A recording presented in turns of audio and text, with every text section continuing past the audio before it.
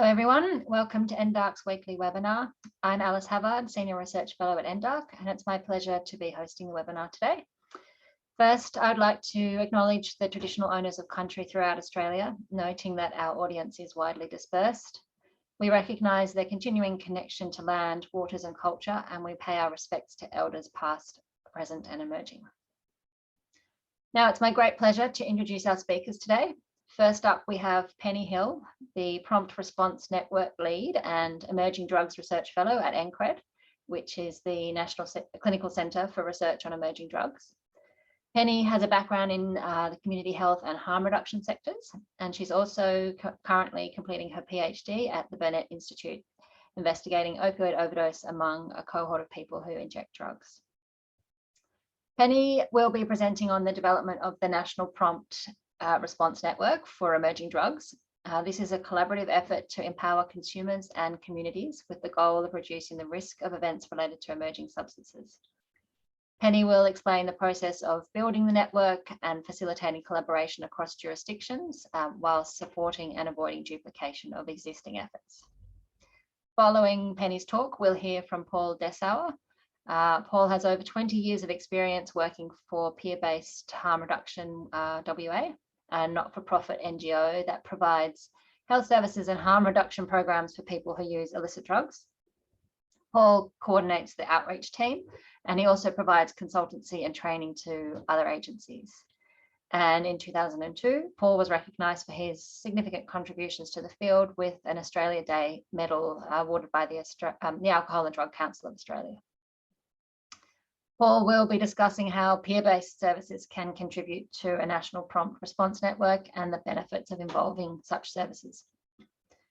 And I'm also delighted that we will be joined during question time by Dr. Jessamine Soderstrom. Jess is emergency physician and clinical toxicologist at the Royal Perth Hospital and the National Poisons Network. She's also research lead for the Emerging Drug Network of Australia project, or EDNA, which Penny will be introducing in her presentation. So after the presentations, you can log questions for the speakers using the Q&A function. Please use that Q&A function in Zoom rather than the chat function. And I will relay as many of those questions as possible to the speakers at the end of their presentations. Penny, I'll now hand over to you. Thank you very much, Alice, and thank you everybody for joining us today. I'd also like to welcome Paul and Jess joining us for the seminar today and being involved in question time. I'm really excited to be presenting this project with both Paul and Jess providing input. The Prompt Response Network, the main aim is to empower consumers and clinicians to respond to emerging drugs of concern. And I'm just so happy to have them presenting with me today. So I will just get started. So towards an Australian Prompt Response Network for Emerging Drugs of Concern. I'd also like to acknowledge the traditional custodians of the land on which we're meeting today, which is this webinar is being hosted on the land of the Gadigal people of the Eora Nation. And I'd also like to pay my respects to elders past and present and recognise the traditional custodians of all the lands on which you're joining us from today. I also do have a quick disclaimer for this project. As you'll hear through the process of the presentation today, the Prompt Response Network is very much still in the process of iterative design and development. We've held various consultations and taken on feedback from a range of different stakeholders working across all different sectors, across all different states and territories of Australia. And this is an iterative process which we're building on and growing from as we go.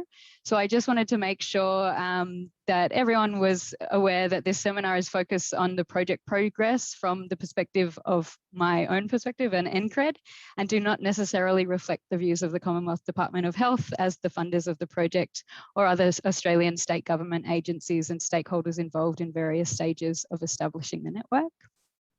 So just for a quick overview of the seminar today, I will be providing a bit of a background on the global situation around emerging drugs and detailing local recommendations from Australia for early warning systems. I'll then go through the establishment of NCRED and the Prompt Response Network. and where we're at so far with that. And then I'll be, as Alice mentioned, providing a quick overview of some of the networks, including Edna and some of the state systems that we're working with to try and build this national response to respond to events related to emerging drugs of concern. So for a bit of background, each year since about 2015, the United Nations Office of Drugs and Crime has identified around 500 new novel psychoactive substances each year. These different substances include stimulants, synthetic cannabinoid receptor agonists, synthetic opioids, dissociatives. But I'm not going to go through all of those different groups of NPS today because our colleague, Associate Professor Dimitri Gerostamelos, did a wonderful presentation and seminar a couple of weeks ago in this same seminar series on the increasing prevalence of harm of new synthetic drugs in the community. And his presentation outlines a lot of different types of NPS, and I really encourage you to follow the links on the NDARC website to find that presentation to hear a bit more about different types of drugs that we will be using this system to identify. And I just also wanted to note that as you know from the title of this presentation, we don't use the term novel psychoactive substances. So we have been funded to build the network to respond to drugs, emerging drugs of concern, and that the Australian government defines emerging drugs as new psychoactive substances appearing on the drug market, which include novel drug classes which are potentially harmful. They also include new formulations of older drug classes for which problems related to their use are emerging. But the situation is rapidly changing, which is why we're trying to implement this type of system. As there are hundreds of emerging drugs of concern and this number's increasing every year, we are working towards a broader definition of emerging drugs that we're looking out for in this system. So it's not just specific to NPS. So for a bit more of a global perspective, I just wanted to introduce the United Nations Office of Drugs and Crime strategy that was introduced this year for the next 5 years, and just indicate that these types of systems are actually being supported by the UNODC and their expansion and support of member states to build these systems, that early warning systems that will focus on identifying and prioritizing emergent substances, which will encompass both a health and law enforcement approach. So to quickly outline some of the key recommendations we've had in Australia around emerging drugs of concern, I just wanted to quickly highlight some of the 6 reports that I've utilised to learn what type of systems have been recommended in Australia. The first one is from the National ICE Task Force report from 2015. And this is actually a really integral report that led to recommendations to fund NCRED, our institute, and directly to the Prompt Response Network, recommending to gather efforts across health and law enforcement again to provide an early warning system. I'll also just quickly run through some of the state-based approaches, and I'll go into a bit of detail in a couple of slides about how this has impacted the development of the national network. But I just wanted to highlight that in 2018, there was recommendations from Victoria leading in the Victorian inquiry into drug law reform to set up an early warning system. And this was again recommended really recently in the recent coronial inquest findings in Victoria. There was also a specific recommendation through the Western Australia Methamphetamine Action Plan Task Force, and both of our other speakers today could probably speak more to this process from me as they're local to WA. But this report found that the Western Australian illicit substance evaluation study that was being conducted at Royal Perth Hospital was providing which provides high quality information on drug use in patients presenting to emergency department, that this program should be continued as part of an early warning system. And we also have some specific recommendations from New South Wales from the recent coronial inquest into the death of 6 patrons at New South Wales music festivals, and again in the Special Commission of Inquiry into crystal methamphetamine and other amphetamine type stimulants that also came out of New South Wales. So this is just a really quick overview of the fact that early warning systems are being recommended throughout Australia. They do look really different, and I will go into a couple of examples of systems that have been set up, but just wanted to utilise this slide to show that all around the country these similar recommendations are coming through. So I'll just move on to the next one. Another project that is also encouraging us to push ourselves to set up a really great early warning system is the fact that New Zealand has also recently in 2020 launched a collaborative early warning system between a key network of over 50 stakeholders locally. So between the forensic laboratories, the St John's Ambulance, drug checking services, district health boards and emergency departments, NGOs such as the New Zealand Drug Foundation, and also harm reduction and drug and alcohol treatment providers. I'm really happy to say that I've in regular contact with the with the people running the New Zealand High Alert system, and they've been really key in helping advise me with some examples of how they've set up their network, and also sharing key documents to myself and some of our key stakeholders working locally to advise our networks locally on how New Zealand has started implementing their program. And I just have a screenshot here of the website. I just wanted to show that on the New Zealand website, they also have a public system where members of the public, people who use drugs, people and their peers can input information into the system, which can then be validated into all the other data sources that are coming through. And this type of model is something we're looking at for the Prompt Response Network. I'm just going to take a drink of water, sorry. So we have a lot of encouragement around Australia to set up a system like the Prompt Response Network. So now I'm going to just go into a bit of background on NCRED, as I already mentioned. That 2015 National ICE Task Force report recommended that our institute be developed to respond to emerging drugs, to respond to methamphetamine and emerging drugs of concern through a clinical research centre.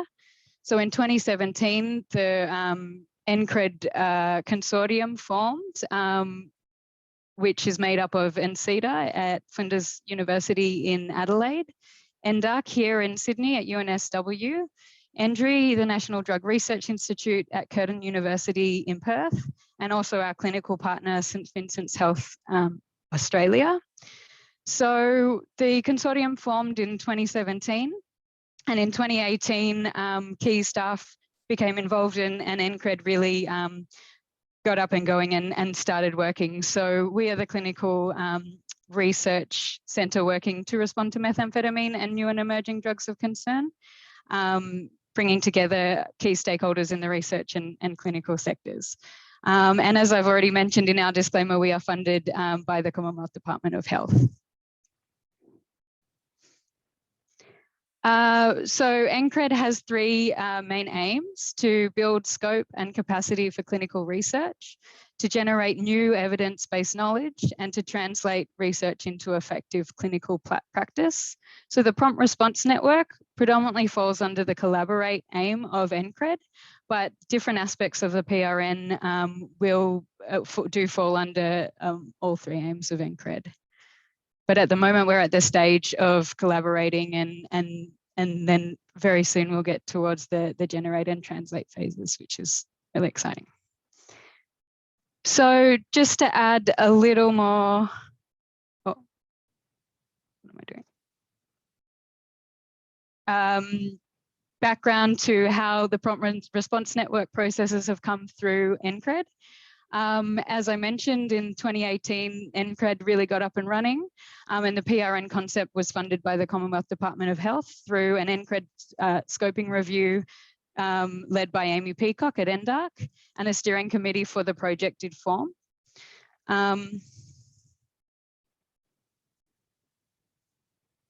There we go. Now I've got my animations. In 2019 and 2020, initial stakeholder meetings and national consultations occurred, and a closed forum was launched with some of the key stakeholders that were involved in those consultations. So at this point, I'd really like to acknowledge the incredible work done by Susie Hudson, who was working as an NCRED consultant running those consultations locally and nationally with a range of different stakeholders from all different relevant sectors. And those consultations have really served as a base for me coming on board later at the end of last year as the new Prompt Response Network lead to help us develop the concept that we're now trialling and testing. So I also just wanted to point out at this point, as I mentioned earlier with the recommendations for different early warning systems, through the process of NCRED and the PRN being funded in the last few years, at the same time, there was a lot of progress developing for building early warning systems at the local level. So this consultation phase and stakeholder meetings and building the network has actually become a very iterative process. Things are changing all the time as we try and bring together the key stakeholders involved in all of the different networks forming. And it's been a really interesting process so far to bring all of that together. As I said, I joined in late 2020, and at the moment, I'll detail this on a slide in a couple of minutes on a bit more progress of where we're at the moment. But where we're at is we've got current reference groups forms, helping us test and trial the concepts that we're bringing together. We're building a co-design process. So as I mentioned, we've got current reference groups and a range of different stakeholders involved in different consultations that are helping us develop this network through an iterative process. And we're learning from each stage of building the network and going back and making sure that we're listening to the concerns of all stakeholders in trying to bring together a network that can share a lot of different complex information with different levels of sensitivities. And we're also at a prototyping and trial planning phase as well. So in the next couple of months, we'll have a trial platform up and running, aiming to bring together all of the key stakeholders involved in our networks to facilitate rapid sharing of information. And we're prototyping that at the moment and testing that through some of the reference groups and other key stakeholders that we've been working with. So the Prompt Response Network is a national network bringing together existing and new early warning networks across the country. Our mission is to coordinate participants to share information and knowledge for timely public health responses that reduce the harmful effects of emerging drugs. Our main objectives, and these are our high-level objectives that we're working to respond to emerging drugs, are to establish that national network of new and existing organisations and networks that enables flexible participation and information exchange. We will develop rapid communication and response protocols that we're currently trialling at the moment that define outcomes and actions for topics of interest. And we aim to identify and disseminate the information and knowledge needed to support timely decision making through a program of activities and supporting technology to help us really strengthen the communication between networks around the country, because there is a lot of incredible work being done with similar objectives to ours at the local level. And our main aim here is to bring those networks together and ensure that everyone's sharing the information they want to share, and it's being received by organisations and networks that need to receive it, alongside clinicians, obviously, and consumers and people who use drugs who are at risk of drug-related harm. So to further detail our approach a little bit, as I've mentioned, improving health and promoting harm reduction will be central to the PRN as we bring together our network of stakeholders to support the work of clinicians and help inform people who use drugs as to the different substances that we're seeing in Australia.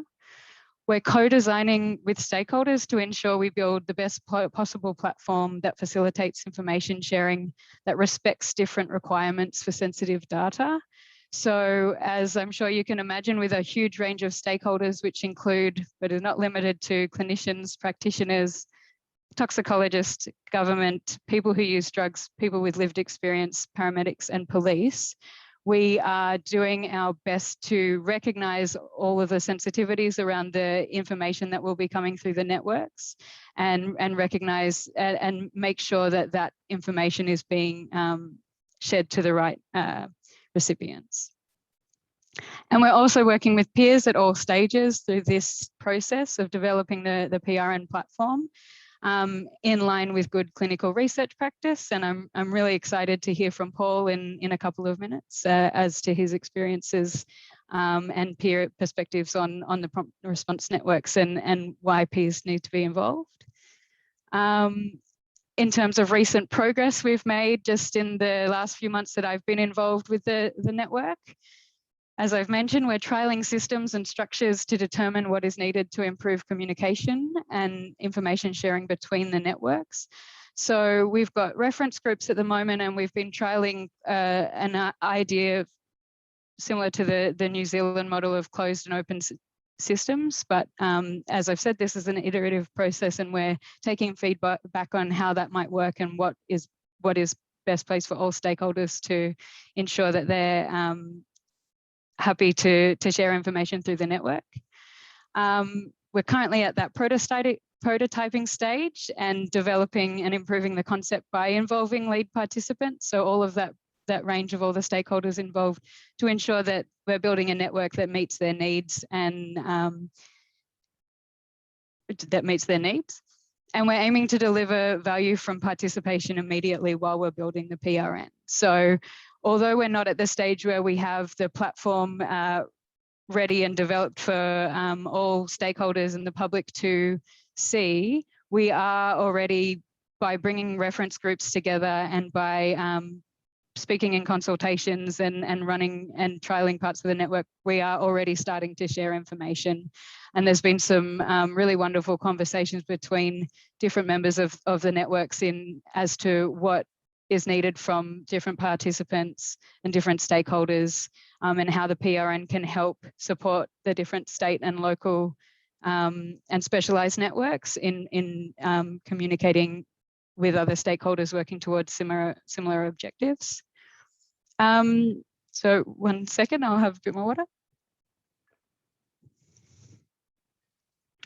I'm now just going to quickly overview, I'm keeping an eye on the time, but quickly overview some of the systems that we've been working with to ensure that we build a national network that suits everybody's needs. So as Alice mentioned in my bio, we're really trying to facilitate collaboration across jurisdictions while supporting being sensitive to and avoiding duplication of existing efforts to communicate information and reduce the risks of events related to emerging drugs. So we already have great work happening at the local level, and I don't think my job as the lead of this network is to duplicate any of that work. We need to honour the work that's being done at that local level and find common ground and all work together. And it's really exciting to see those processes starting. I'd also just like to recognise all of the stakeholders and participants of all the consultations again, and recognise all of that hard work being done to ensure that we're all meeting our needs, meeting the objectives that we're all setting out to do. So I'm going to quickly run through some slides on the Emerging Drugs Network of Australia, but obviously Dr. Jessamine Soderstrom is here today, and she can provide us with a lot more detail as to the EDNA process, and then we can discuss how the networks will work together.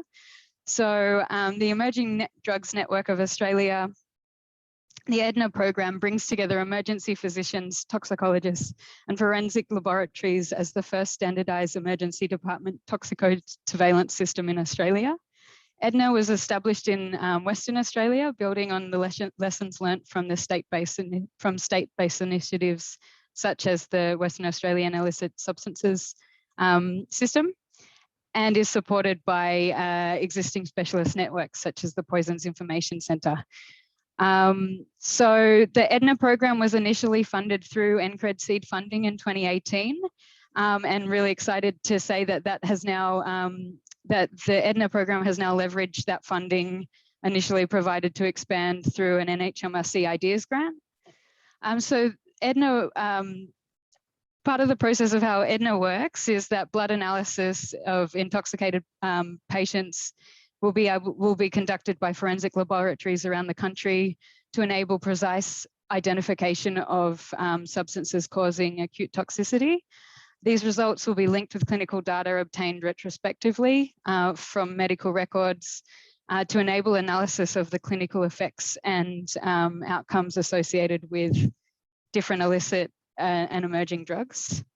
So a really important output of EDNA is to have all of that evidence feed into the Prompt Response Network. So we're aiming to work together to provide a comprehensive evidence base of illicit drug use and community level impacts across Australia. And I just also have a diagram, and thank you very much, Jen Smith and Jess, for sending through some of these graphics for me to use in the presentation.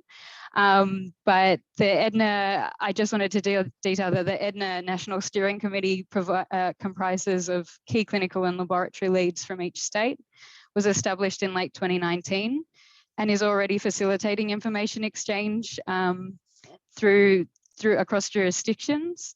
And we'll be feeding into the Prompt Response Network. So this diagram just outlines some of the Sentinel hospitals and forensic labs around the country that are working together in the EDNA project to bring all of that information together. And I'll definitely leave that for Jess to do some more explaining. I will also just quickly provide an example of one of the state networks that has been progressing through the country. Unfortunately, we don't have enough time to go through the progress of where many of the networks are at the moment, but I wanted to quickly point out this presentation by, this paper that was recently published by Andrew Camilleri, which outlines the process of the South Australian Drug Early Warning System and the different stakeholders involved. So the South Australian Drug Early Warning System is an informal interagency collaboration which rapidly and confidentially exchanges contemporary evidence-based information about drug seizures, usage trends and clinical outcomes associated with drug use in South Australia. And as you can see, there's a broad range of stakeholders involved in this system, all of which are coming together at the state level as part of the early warning system. I'd also just like to point out some of the public drug alerts that have been produced by some of the other state networks building their early warning systems. And I just have some examples from the last 12 months of some of the drug alerts that have come from Victoria and New South Wales and Queensland, and just acknowledge again the incredible work being done by all stakeholders on the ground to bring about these drug alerts. And it's really, really exciting to see these alerts come out and work with everybody as we're trying to share information across Australia. Some systems are also putting out specific clinical alerts for clinicians in order to respond to emerging drugs of concern as they come out, and are working on different dissemination processes to get this information into the hands of local clinicians. We're also working with the AVIL network and peer organisations, and again, excited to hear from Paul in a couple of minutes, to ensure that the PRN will benefit and reduce harm for people who use drugs. Again, our iterative approach is allowing us to listen and take feedback from and better our approaches to ensure that the Prompt Response Network really really incorporates a peer perspective and improves as we go along. It's definitely not a one-size-fits-all approach, and we're taking on feedback at every stage. And last but definitely not least, by any means, we're collaborating with a number of key research projects. So which includes drug trends, so predominantly EDRS and the IDRS projects run out of NDARC. So the PRN will aim to support the dissemination of research findings on emerging drugs to the Australian public. We're also working with a range of projects that have been funded through various rounds of NCRED seed funding to respond to events related to emerging drugs of concern. So the PRN will, we're aiming for the PRN to work in a two-way flow of information between our project and drug trends and these different research projects. So for example, the PRN will be able to respond, able to inform drug monitoring systems by the information coming through the network, and drug trends findings can feed back into the PRN. So we will, we're aiming for drug trends to be, for emerging trends to be shared within the network. And then if we're, depending on the different information coming through, drug trends might be able to look within their data collected to see if anything corroborates reports coming through the PRN. So it's just another line of validating the data coming through.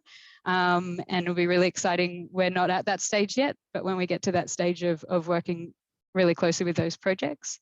I already mentioned the EDNA network and the South Australian Drug Early Warning System.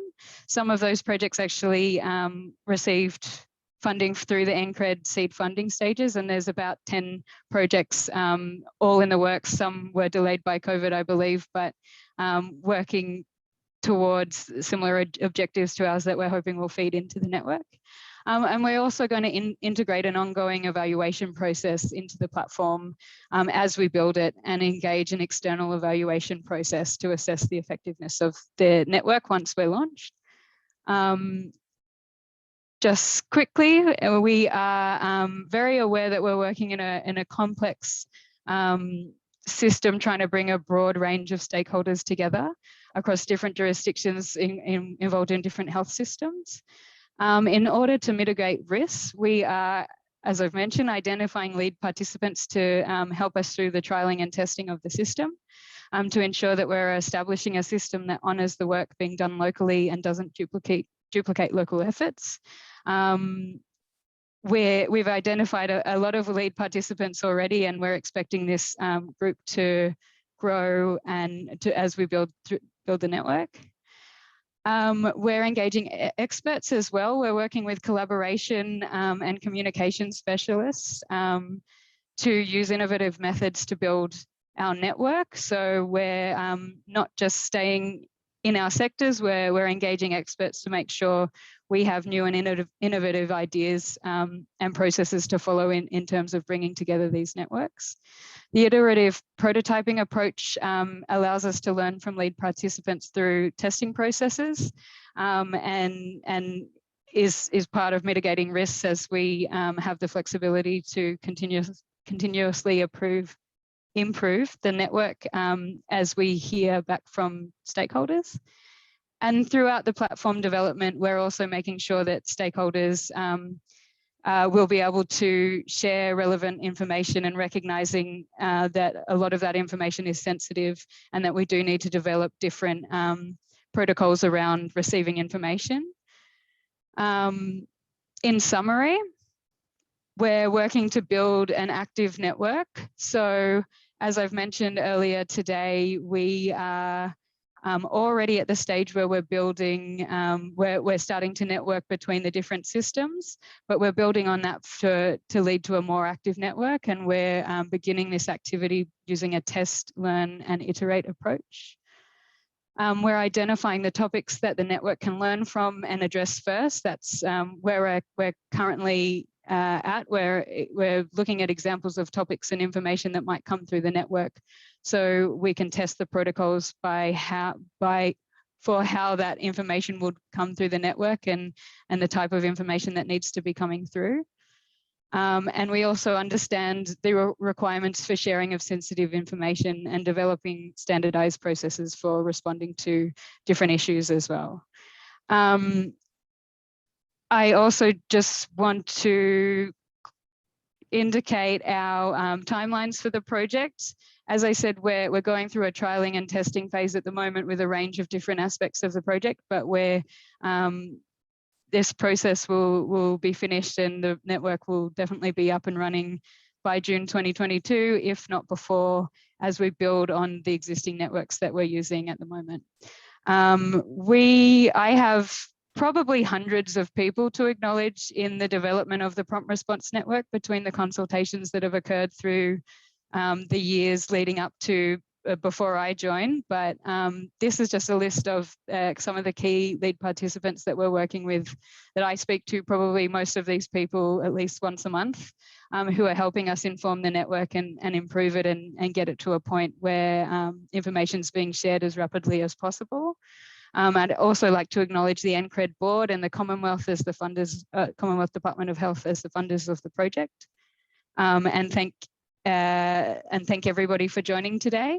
I'm just going to hand over to Paul, who will be providing us with his perspectives from a peer's perspective, and then we'll hear from Jess as a clinician who's been working on the Edna project in Perth, and then we'll hold the question and answer time. So I'll hand over to you, Paul. Yep. Thanks, Penny. Thank you. Good day, everybody. This lovely landscape was painted a bit less than 3 kilometres from where I'm sitting, and a little bit less than 200 years ago. If you've been to Perth, you probably know Mount Eliza as Kings Park.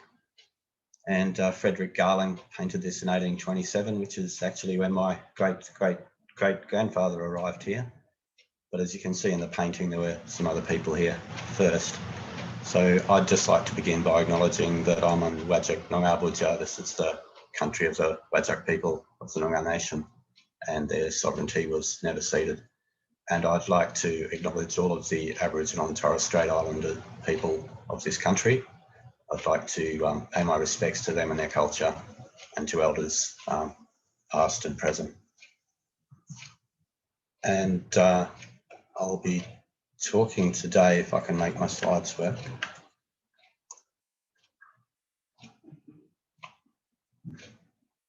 Here we go. I'll be talking about some of the stuff Penny's just been highlighting, but from a peer's perspective.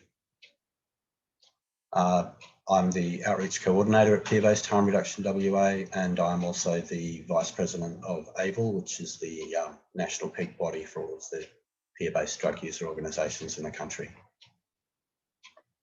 So there's a number of systems that we've had in place that can contribute to sharing information really rapidly.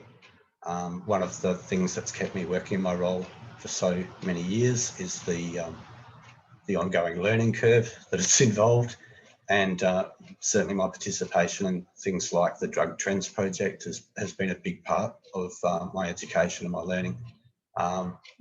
In Western Australia, when I first started working for WASWA, as Peer-Based Harm Reduction WA was then called, and I became involved in the overdose strategy group, I didn't realise quite how unusual it was to have a interagency committee where people like the police force and corrections and drug treatment agencies and needle and syringe program providers all came together to confidentially share information and to develop strategies to address emerging trends. And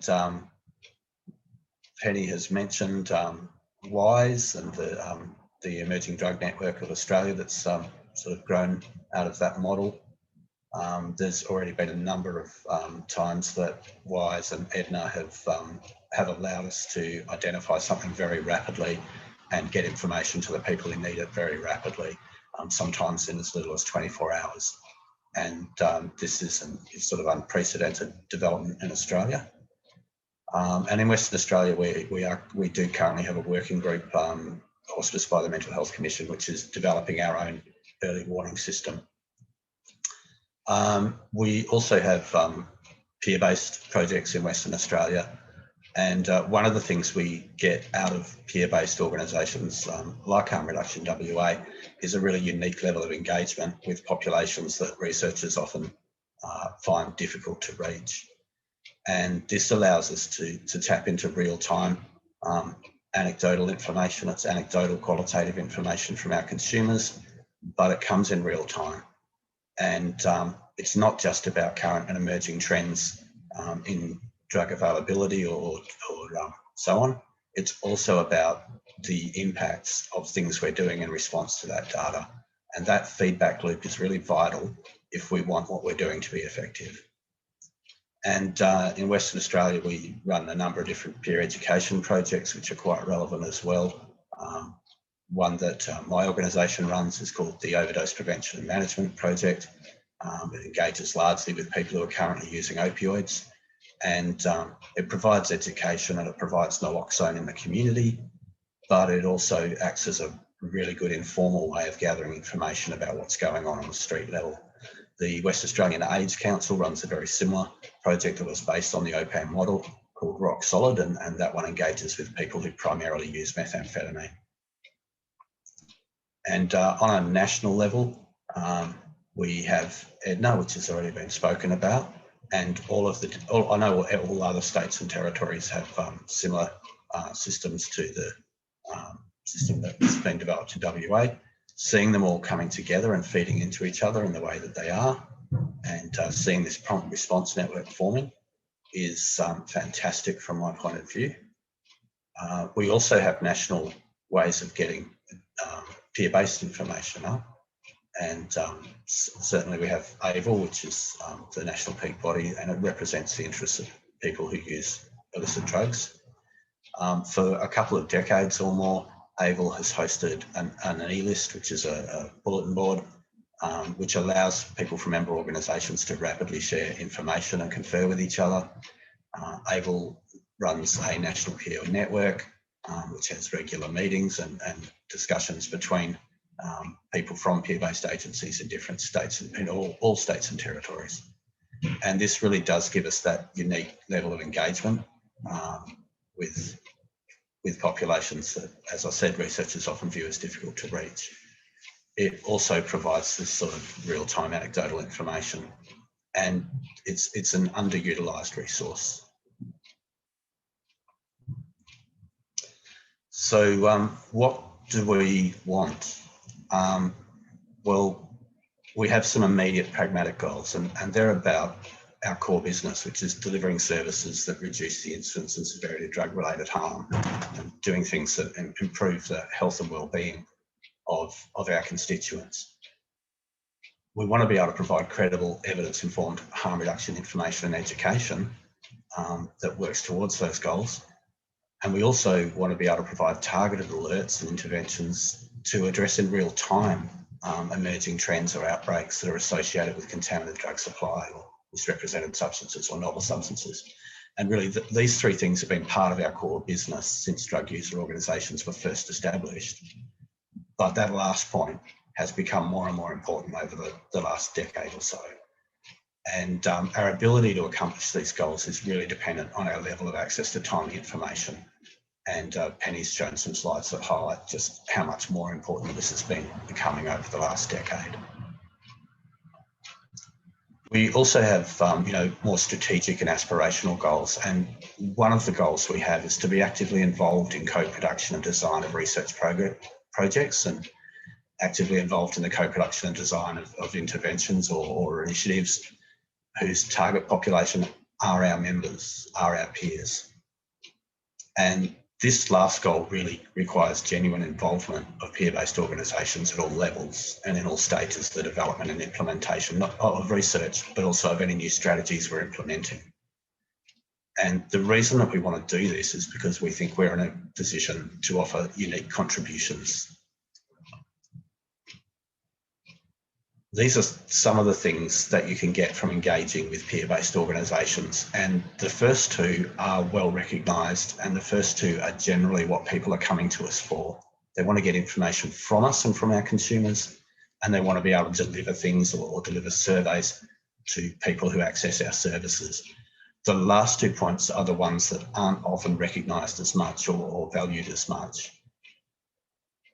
And to add as much value as possible to these systems that are being set up, you really need to capitalise on the unique insights and experience and knowledge that exists within these organisations. And it's not just about, you know, what's going on the street currently in terms of drug purity or drug types available that are available.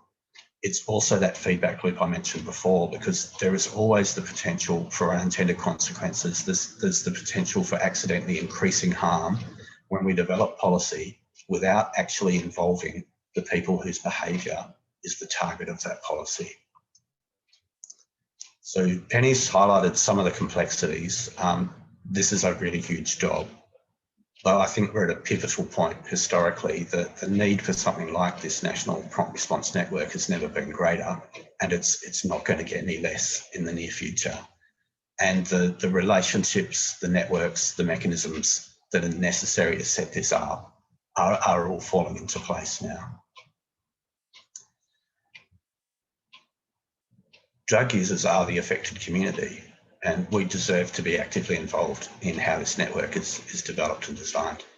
And it's not just, you know, ethically the right thing to do, it's pragmatically the smart thing to do. We all stand to gain enormously from that sort of relationship. And I want to just spend a couple of minutes talking to the last point on that slide. I'm actually going to be telling you things you already know, but they're things that I think need to be said aloud. And I really wanted my words to be clear, so I've actually written something down. So I'm going to read aloud at you. No, I'm here today representing my peers, and when I talk about my peers, I mean people who use drugs, and that's a very large and very diverse group of people. And despite that diversity, and despite the fact we come from all levels of society and we live in all communities throughout this nation, we are one of the most marginalised groups in the population. And we experience stigmatising attitudes, and we are subjected to prejudice and discrimination on a daily basis. And that affects every aspect of our lives. So look, I'm speaking from the personal perspective of someone who's been a drug user and has been around drug use for more than 3.5 decades, and who's been employed as a peer worker for more than 20 years. And I've been privileged to be involved in all sorts of initiatives over this time, and I've been a member of working groups and reference groups and committees that I've seen deliver enormous benefits to the community. Yet I can tell you that peer-based agencies are still underfunded, we're under-resourced, and we deliver services that are routinely underappreciated, misunderstood, and that are frequently misrepresented in the media and in politics. You all know this stuff already, yeah? But my perception is that at times our involvement in research design or delivery has been tokenistic, and our involvement in policy development has been an afterthought. We are not infrequently approached to help facilitate research without any involvement in the design of that research, and without any consideration for the impact that delivering surveys and so on has on our capacity to deliver our core business. Our core business is delivering essential health services that our consumers rely on, and we do it on a shoestring budget. I know that you know that people who use drugs shouldn't be viewed or treated as passive objects of study or as passive recipients or targets of policy and services bereft of any agency. I know that you're familiar with the ABLE National Statement on Ethical Issues for Research Involving Injecting and/or Illicit Drug Users. So, as I said, we are the affected community, and we deserve to be actively involved in the development design of research and policy. We aren't researchers, we aren't scientists, but we are uniquely positioned to contribute something that researchers can't, and it's something that will add immense value to what you as researchers are aiming to achieve. We all stand to gain enormously by such a relationship. So there's a much quoted phrase, nothing about us without us. And I hope no one has the perception that I'm here today criticising your work. I'm here today asking you to work with us and try and make that phrase a reality. So thank you for your time. Cheers.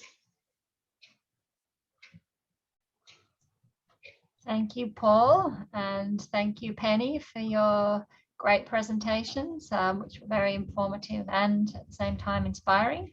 It's clear that this network is a really complex and large-scale undertaking, but as you've highlighted, a really important endeavour.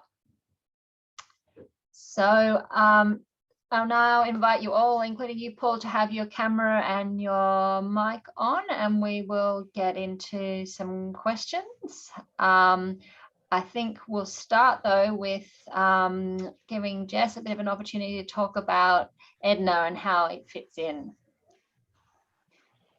Thank you very much, Alice. So Edna started as the WISE project, which is the WA Illicit Substance Evaluation Project. And, you know, you wouldn't believe it, but before the WISE project, when people came in with drug toxicity, we would have no idea what it is that they've taken. We would simply treat them symptomatically and you know, whatever it is that they've taken, we had no capacity to test. And we had a number of clusters that came in with people becoming really quite unwell. And it was after a lot of hit and misses, and, you know, with having no laboratory who would do the testing, we found a friendly laboratory in the Chem Centre who did our analysis for us. So WISE was the pilot project to work out whether or not it was going to be a useful thing. And it was a huge learning process. And once we worked out that actually it is an incredibly useful thing to have some objective evidence as to what drugs are causing harm by virtue of the fact that they're coming to the emergency department, from there, the project grew. And, you know, I have to thank Paul Dessau, because he's been involved with the project right from the beginning. And it's given us all manners of insights, and the collaboration between the clinicians on the ground, the ED, and people who are people from the peer harm reduction gave us all manners of insights into what actually happens, you know, from a user group, what was important to them.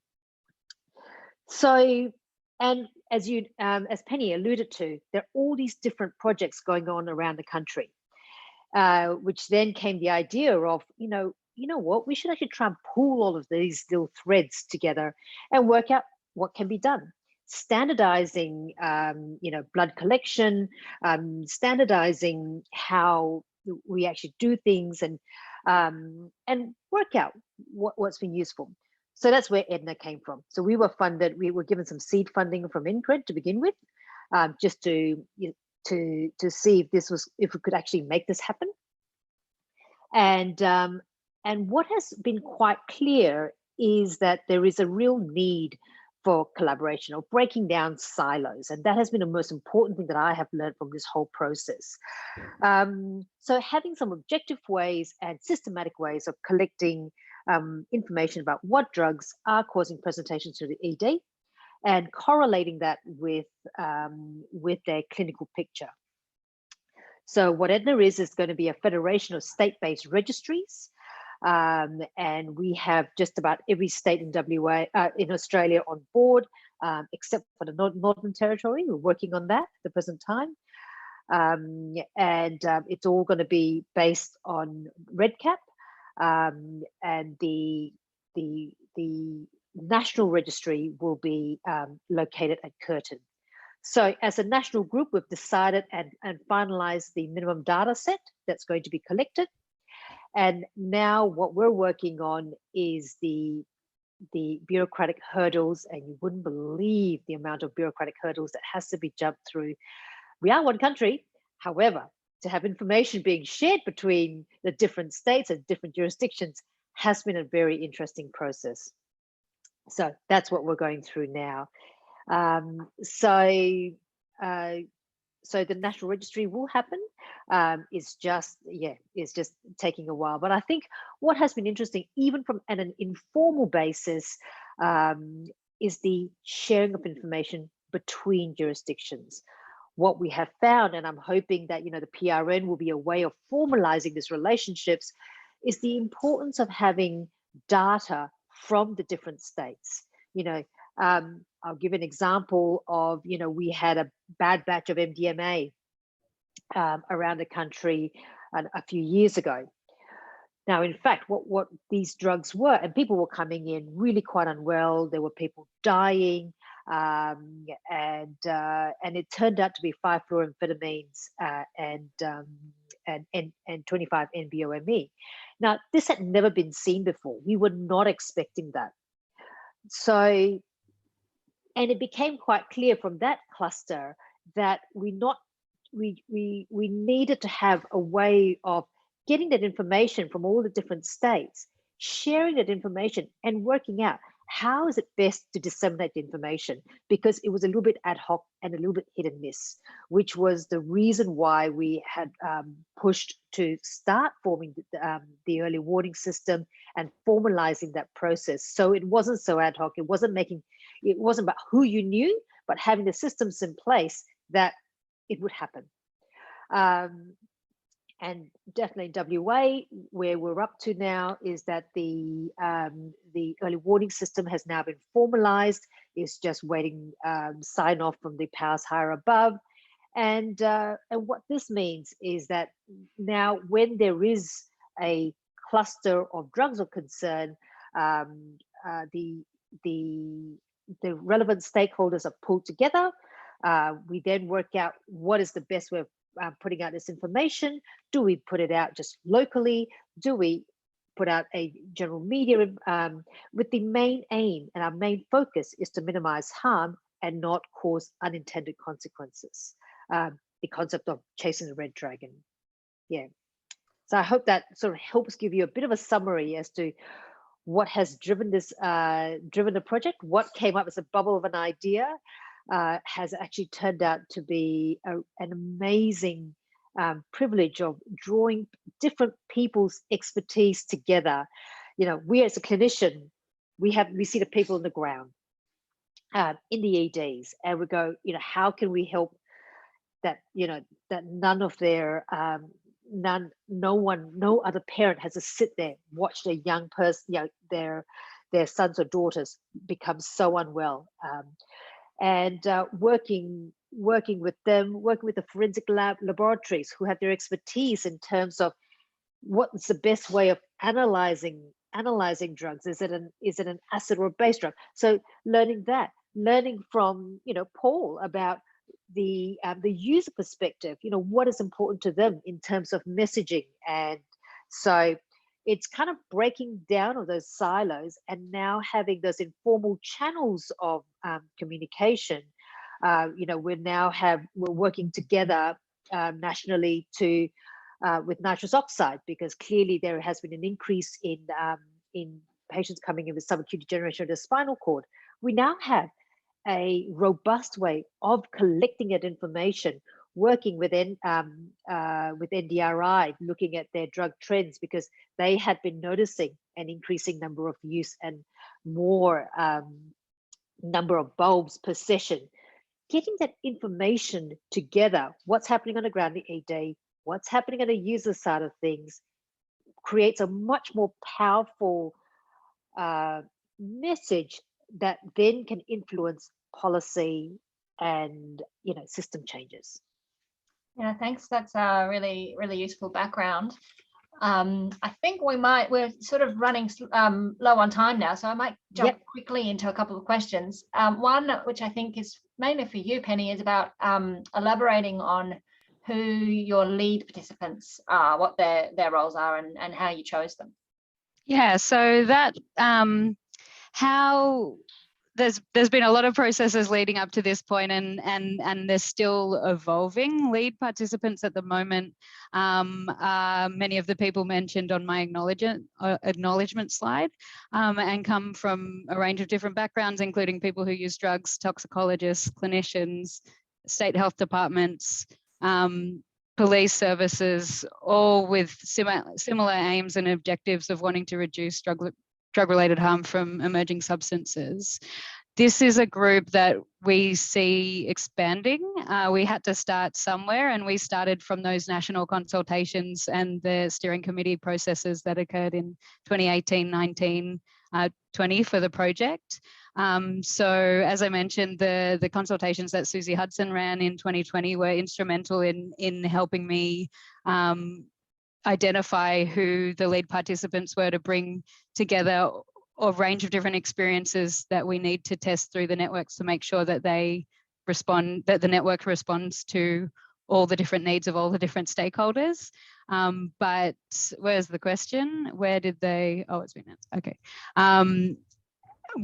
That's what their roles are, and then, oh yeah, so I've answered the question. Yeah, So we see that I expect that group of participants, as we're testing more parts of the network, as we're building it, to expand as well. Yeah. And please, anybody who's interested in being involved from any background in any sector, please get in touch. I've still got my slides up, but they're not up for you. But I'm assuming my contact details will be sent out with the webinar. Yeah, there'll be a recording sent out, so it'll be in there. Yeah, and I just want to thank.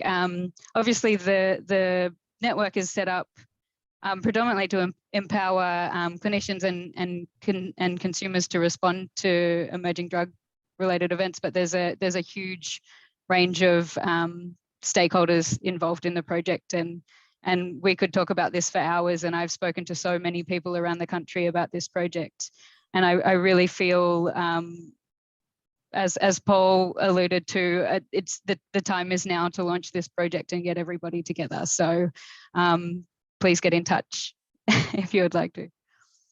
Great. Okay, well, I think there's a couple of long questions in the Q&A, which I'm not sure we're going to get a chance to address, unfortunately, but I'd like you to know that there's plenty of compliments in there too. Everyone's saying it was a great presentation and thanking you. So yeah, and thanks from me too. And I'd like to thank the audience for engaging in the discussion. I think we'll close the webinar there. I hope everyone has a good evening. Thanks, everybody. Thank you. Thanks, Paul, and thanks, Jess, as well, and Alice. Yeah, thanks to you both.